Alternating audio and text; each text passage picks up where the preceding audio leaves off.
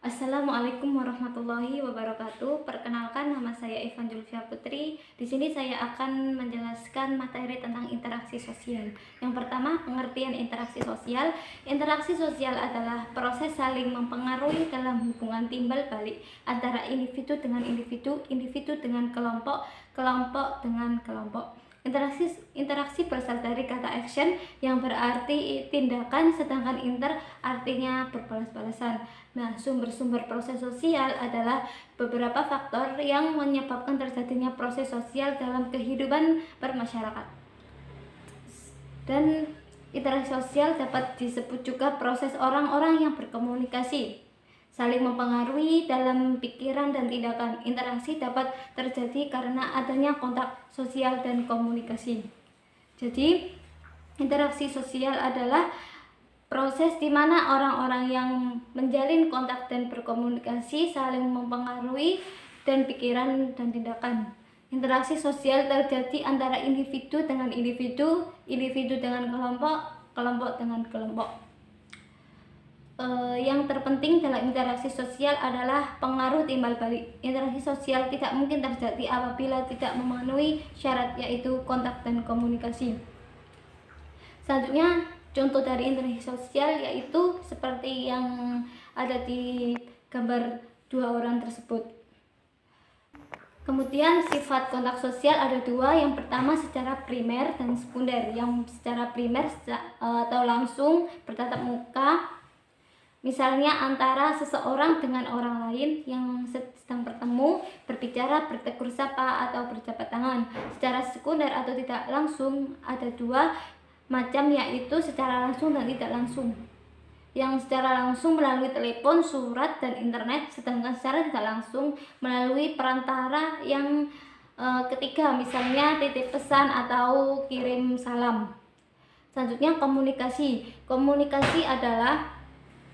Komunikasi berasal dari kata yaitu komunikat atau komunis yang berarti milik bersama. Berikut dijelaskan beberapa pengertian komunikasi. Yang pertama, komunikasi adalah kegiatan pengobaran lambang yang mengandung arti yang perlu dipahami bersama oleh pihak yang terlibat. Kemudian komunikasi adalah kegiatan penyampaian pesan tentang pikiran atau perasaan. Kemudian komunikasi adalah perpindahan informasi dan pengertian dari satu orang ke orang lain. Sedangkan komunikasi lagi adalah suatu usaha untuk mengadakan persamaan dengan orang lain. Kemudian yang terakhir, pengertian komunikasi adalah penyampaian dan memahami pesan dari satu ke orang pada orang lain sebagai bagian dalam proses sosial. Selanjutnya, komunikasi dapat dilakukan dengan bahasa isyarat, kata-kata simbol. Komunikasi yang menggunakan bahasa isyarat disebut komunikasi nonverbal, misalnya anggukan kepala, gelengan kepala, menangis, tertawa, dan lain-lain. Sedangkan komunikasi yang menggunakan kata-kata disebut komunikasi verbal dan simbol-simbol bersifat abstrak. Selanjutnya kontak. Kontak sosial adalah hubungan langsung atau bersama-sama, misalnya berbicara dengan bertatap muka, berbicara melalui telepon.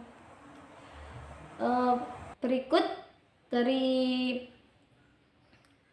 beberapa syarat proses berlangsungnya komunikasi. Pengirim pesan atau komunikator, yang mana pihak yang mengirim atau memberi pesan. Kemudian penerima pesan atau komunikan, pihak yang menerima pesan. Kemudian pesan atau message adalah maksud dari isi akan disampaikan oleh satu pihak ke pihak yang lain.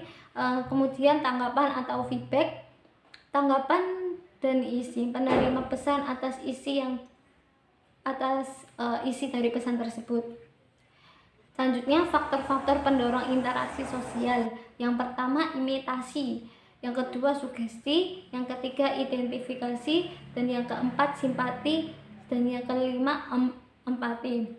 Nah, dari imitasi pertama, adalah suatu tindakan meniru orang lain baik dalam sikap maupun tingkah laku. Sugesti adalah pemberian pengaruh berupa pandangan, sikap maupun perilaku sehingga orang yang mendapatkan pengaruh tersebut akan mengikuti tanpa berpikir. Kemudian identifikasi adalah kecenderungan atau keinginan seseorang untuk menjadi sama dengan pihak lain atau meniru secara keseluruhan.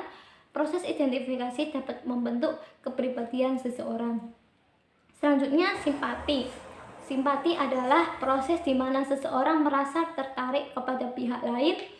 Dalam proses simpati, seseorang turut merasakan apa yang dialami orang lain. Kemudian empati. Empati adalah simpati yang mendalam yang dapat mempengaruhi kejiwaan dan fisik seseorang. Terima kasih. Sekian presentasi materi dari saya. Wassalamualaikum warahmatullahi wabarakatuh.